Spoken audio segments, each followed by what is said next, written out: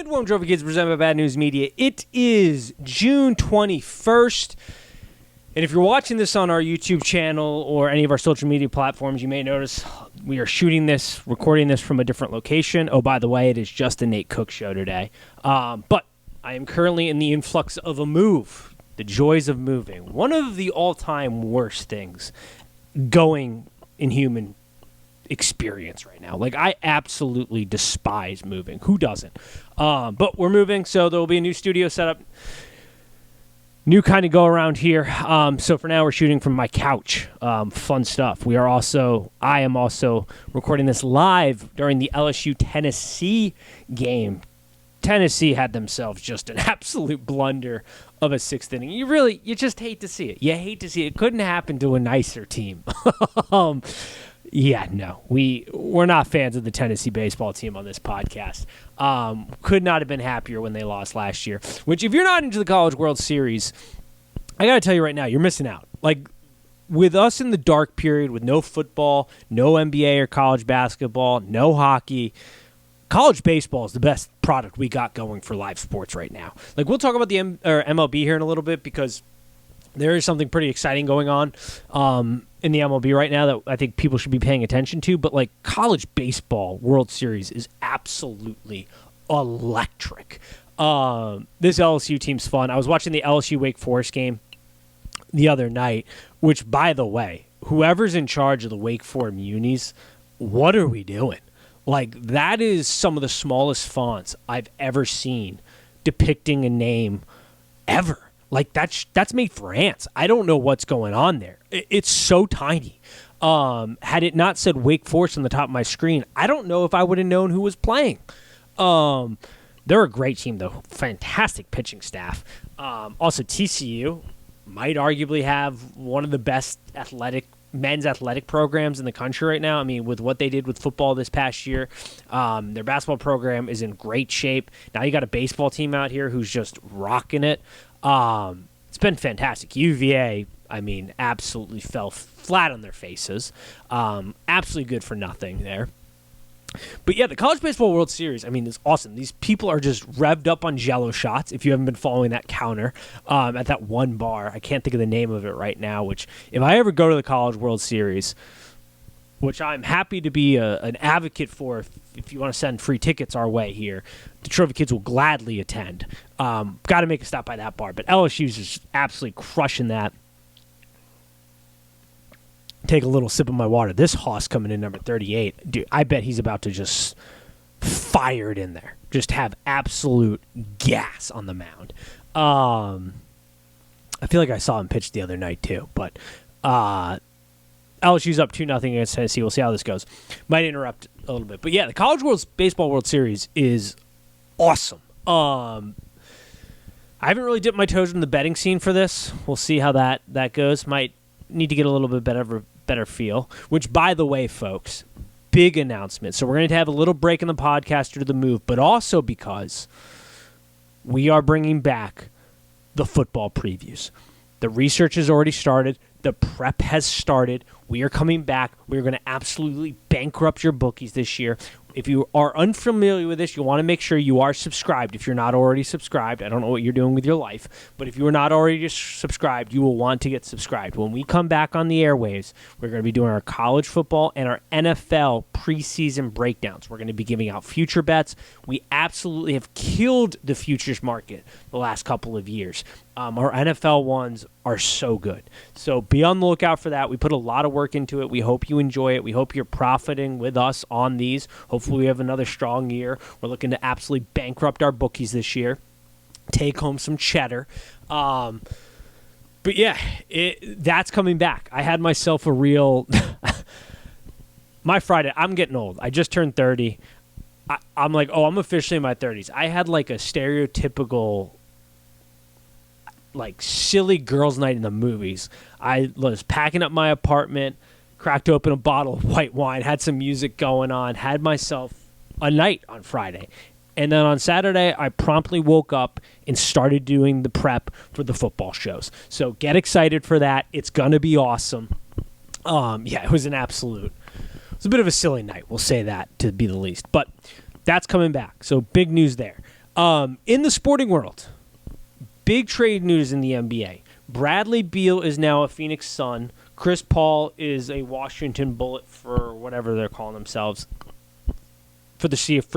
until further notice. But Bradley Beal to the Suns, this ain't going to work, folks. I'm already telling you right now. This team's going to win a lot of games in the regular season, and then they're going to get to the postseason, and it's not going to go well. Why is it not going to go well, Nate? Well, I'm going to tell you here. These superstar teams are dead. We've seen it the last couple years. It doesn't work, especially the way this is constructed. The only reason it really worked in the past is because either A, you had LeBron who could sort of make anything work, or you had a team like the Celtics when they constructed their big three that got athletes and players that did different things. Like Chris Paul, Ray Allen, and Kevin Garnett's games were different, and they fit well together. What we have down in Phoenix, there is no giant difference between this. Now you're going to have to move Devin Booker to the 1, I guess. You got Bradley Beal at your shooting guard. You got Kevin Durant at your small forward. They all have very similaristic games and styles to them. And, oh, by the way, they're not exactly the most durable team at this point. And they're going to have no bench or depth. This isn't going to work. The pendulum has swung back. We see, especially with the new CBA, which J.J. Redick did a great job of discussing why you're probably not going to see a ton of vets taking vet minimums and heading down there. But the fact that if this team stays healthy to the playoffs is going to be a miracle. And if they don't stay healthy, there is no depth to help with that margin of error that comes with injuries. And I'm not rooting for injuries here. I'm just being honest. Kevin Durant is on the back nine of his career. He is an aging superstar who has had struggles staying healthy. Bradley Beal has had his run-ins. We'll see how often he plays. And Devin Booker, who has been relatively reliable, has started to show some durability issues. Now, that may not stay the course, but that's where we're at. And so instead of taking your star, young promising star, which is Devin Booker, and doing what other teams have been doing, like the Milwaukee Bucks, like the Nuggets who just won, hell, even like the Lakers with LeBron, and constricting a team that performs well around that star, because when you look at the Lakers, LeBron's the star player. Now that next year we'll see if that's the case, but then they went and they got AD, who unfortunately did not play like the player they needed him to play in the playoffs, and that's why they didn't advance. And then they built role players around him. Nuggets, perfect example. You got the best player in the world. You add Aaron Gordon, who's a complementary piece to that game. You have Murray, who has a different game than the Joker, obviously, and then you put all these pieces around them that helps round it out. You saw that with Milwaukee when they got Holiday. That's what's happening here. They're like Pokemon out here collecting them all, but the pieces I don't see fitting, at all.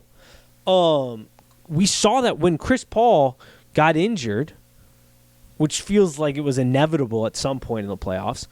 We saw Kevin Durant and Ayton not being able to play well together on the court because there was no field general out there. Now you're going to Booker run the one, I guess? It's not going to work. I'm telling you right now, it's not going to work. They're going to win a whole lot of games in the regular season, though. They're going to win a enormous amount of games if they stay healthy in the regular season. But then it's going to get playoff time. It's going to get crunch time. You're going to need some depth. The time when those guys aren't out there all on the court, it's going to be really tough.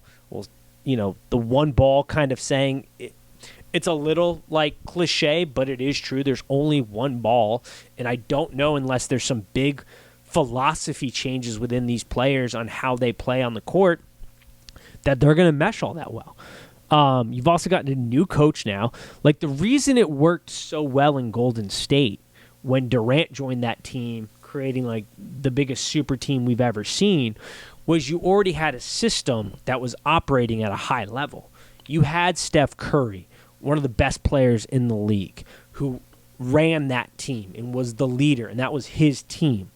You had Klay Thompson and Draymond Green and all these pieces that fit together with Kerr, who had already won multiple championships as a head coach now, who had the respect of the locker room. So you were coming into a system that when you got inputted, you were like Nas in a Fast and the Furious movie. Now that car is blazing. So that's why that worked. But like, for the same reasons it didn't work in Brooklyn, it's probably not going to work here. Now, sure, you don't have Kyrie, and none of these guys are like a Kyrie in their personality, and the personalities will probably drive a little bit better. But like, Kevin Durant's the worst GM there is. Like, we gave LeBron a ton of crap for when he tried to play GM. Kevin Durant's trash at it. Like, absolute garbage at it. And it will be interesting to see what his legacy is now at this point, too. Because right now, the legacy is one of the most proficient scorers we've ever seen in the NBA. One of the most talented players we've ever seen. But a guy who couldn't get it done in Oklahoma City. So then he moves to Golden State and joins the biggest super team ever, like we just said.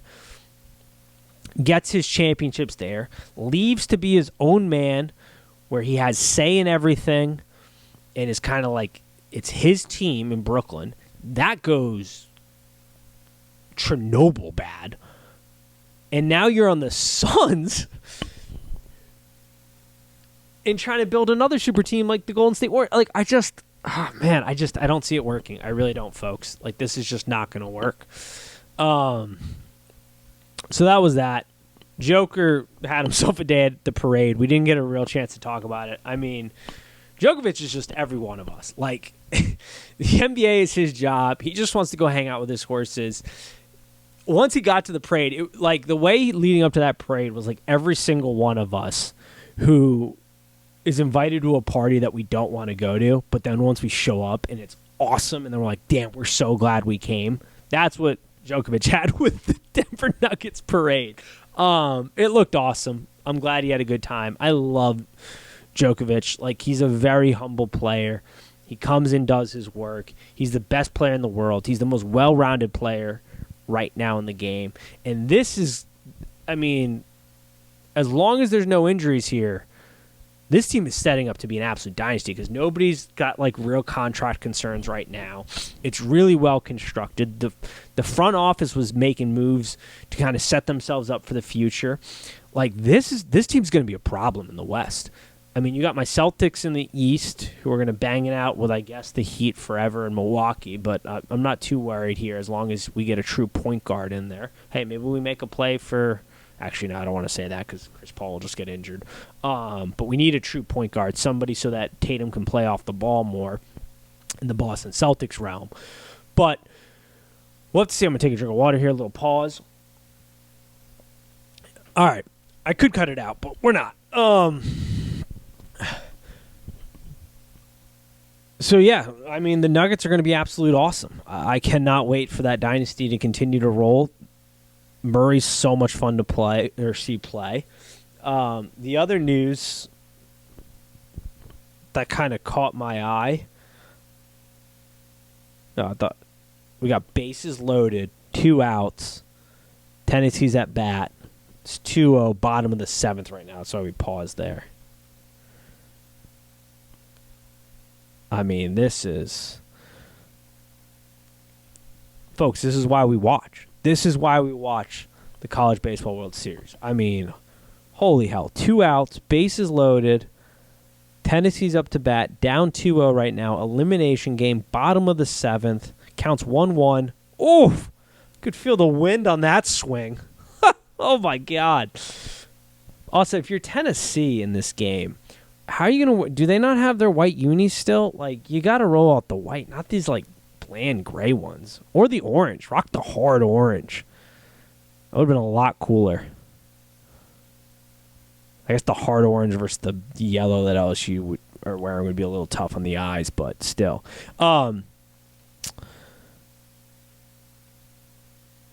The other story was obviously the Zion Williamson saga. I don't know if you've been following that. Tough to see. I don't want to speculate too much on what's going on there. There's a young woman who was in the adult industry who is just airing out their grievances on Twitter. And I don't know what went on behind the scenes. I'm not going to claim to know what went on behind the scenes. LSU got out of it. Of course they got out of it. That was awesome, dude. 38's just, I love it. I love it, 38. Suck it, Tennessee. Yeah, it's tough. I mean, this is why you got to be careful with who you surround yourself with, and the people you entertain, and the people you date or hook up with or whatever. It's a very unfortunate situation. We'll see how it plays. Pelicans are apparently looking to move on from him. It would be nice to see him back on the court and in shape because he's an electric factory. Hopefully we see that soon. But we're going to see how it plays out. Oh, the news. The NBA. What was the 25-game suspension for Ja? Like, I'm fine with it, but the build-up to it felt like they were going to suspend him for the full season. Adam Silver's out here like, I don't want to announce it because it's going to take away from the finals. If you were suspending him 25 games, we would have talked about it for a day and then gotten off of it. Like, that feels fair. Like, it. Honestly, I'm surprised it's not more, even before all the lead-up the NBA had towards it, because of the first case incident already there, and feeling that they were going to try to make an example of him. But, like, 25 games, all right, cool. That's fine. I don't have much else besides that. Like, but the build-up was just ridiculous for that. For 25 games. Like, come on, what are we talking about here, folks? Just absolutely ridiculous. So that was the NBA. I'm sure we'll have some content about the NBA draft. I don't really care all that much more about it. I do want to talk about, though, if you haven't been paying attention, there is something special happening in my city, Cincinnati, right now with the Cincinnati Reds. This team has got a vibe about them. This team is exciting. They are young. They bring up, Dela Cruz? I'm sure I got his last name wrong there. But he brings just an absolute, shockwave through the system of the Cincinnati Reds. And they have just not looked back since. Like, they are playing a fun brand of baseball. They are not out of anything. They're coming back from late in games. Folks, if you're not talking about the Cincinnati Reds, if you're not watching them, if you're not asking me about the Cincinnati Reds, T-shirt in the store, I don't know what you're doing. This is an exciting product, folks. Like, Cincinnati's got something special going on. Like, this feels like they're not going to make a run for it, obviously. But this is a dangerous team that, feels like they could have a special little kind of late run maybe in October if they can keep this up. We'll see. It's a long season. I don't really like to start talking baseball until after the All-Star break because it's such a long season and so many things can happen. But holy hell. They are so much fun to watch, folks. It is an absolute electric factory out there. They're actually playing, was it today? I didn't even check the score. Joey Votto comes back. First game back, hits a home run. Like, this Cruz kid comes in. They inject him into the lineup. They call him up. And he is absolutely, he's made believers out of him. I mean, they're beating the Rockies right now, 8-2. They had a good old time with the Astros. Like, this team, Dela Cruz, I mean, he just hit a double to left. This kid's amazing. I mean, first game in the MLB, his first hit of his career is a double. Second game in the MLB, rips a homer to the literally last row of, center right field. The kid is fast and long. Ooh, LSU player just took one. He's absolutely awesome. He's made this team a believer right now. And this kid, Abbott, who's pitching tomorrow, Andrew Abbott, dude's been throwing darts. I catch him in the face. Well, no, caught him in the shoulder. All right, we're good. What's happening in Cincinnati with the Cincinnati Reds is absolutely awesome. And this is a town, I'm a Red Sox fan, we all know that, but this is a town that deserves this. This is a fan base that shows out for opening day every single year like the city's on fire. I mean, everybody's downtown. Everybody's going to the games. It's one of the best opening day atmospheres in all of America. And the team stinks every year, and yet they show up. This is a baseball town that has been dying for the Reds to be good. And this is the Joe Burrow effect, folks. This is what happened in Boston. As a Boston fan, I can tell you this, like, winning is contagious. That competitive edge is contagious between organizations and teams within cities. Like, Joe Burrow comes in and breathes some life into the Bengals, who have absolutely stunk. I mean, they've had their ups and downs, but, like, never really, like, that optimistic long term, because ownership's been an absolute joke. But they get Joe Burrow here, and all of a sudden they start believing, and they start acting like an actual NFL franchise, and the front office starts to get really good, and they start to bring in some players and update the facilities. And then we've got FC Cincinnati, who's absolutely tearing through the MLS right now. And you've now got the Reds, who forever have not put a dime into this team outside of Joey Votto's contract, who've cared little to nothing for the fans. They have a sweet stadium, but, like, I've never truly really invested. It's like, yeah, they have a great farm system, but every time they got a kid who's showing any form of, like, life, they end up trading them for, like, 6 prospects down the line or something. So it's like nobody ever really comes up. Now they're starting to do stuff. Now they're starting to look to the future. Like, it's the Joe Burrow effect, people. Like, this is what happened in Boston. You know, winning is contagious, and you saw the winning that the city of Boston just went through here in the last 2 decades. I don't think that's going to necessarily happen in Cincinnati, but, like, it's awesome in this city right now. And there's a lot of fun, special things going on right now. And the baseball team is one of them. They're a treat to watch right now, folks. I mean, they really believe in themselves, no matter how big the hole is. And it's absolutely awesome to see. So I think you should check that out. We'll talk a little bit more baseball here probably later in the summer. Like I said, nothing really means nothing until after the All-Star break, in my opinion. I don't put a lot of stock into the first half of seasons because things can turn. It's such a long season, even on the back end of it. Like, so many different things can happen post-trade break. We'll see what teams do here. But, yeah, those are just my thoughts this week. College Baseball World Series. We'll see what's happening here. Love this LSU team. Electric and fun to watch. I feel like I used the word electric a lot this episode. But these are just the ramblings of Nate. Oh, also on the topic of college baseball, I have now found, I don't know if you all have seen this movie, but it is now my favorite movie. I was a big Dazed and Confused fan growing up, but Everybody Wants Some, phenomenal movie. One, I'm starting to realize that I virtually like anything Glenn Powell's in, he's in it. It's essentially Dazed and Confused, but fast forward to the early 80s, first weekend before school starts on college, following Jake, this freshman, as he, like, gets to know his teammates. He's on the baseball team. Awesome movie. Everybody Wants Some it's the summer movie of the year now. It came out in, like, 2016. I absolutely love it. It's my new favorite movie. You got to check it out. It's absolutely awesome. You're not going to regret it. So that's my recommendation. I'm not going to ruin it for you. It's essentially, it's the same vein of Dazed and Confused, though. Just instead of the 70s, you've got it taking place in the 80s, and instead of high school, it's college, and instead of the last day, it's the first weekend before school starts, and it's awesome. It's absolutely awesome. Check it out. You'll love it. I know you will.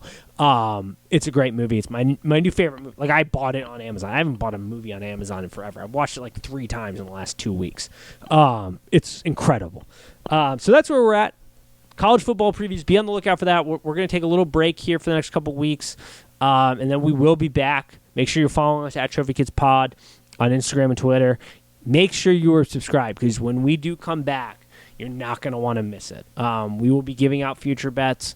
We're going to be giving you all the information to take advantage of fantasy, to really kind of get a good feel of the landscape in both college and NFL for this upcoming season, so you can have some fun conversation with your friends, so you can win some bets, so we can bankrupt your bookie. It's going to be awesome. I'm looking forward to it. And as always, peace.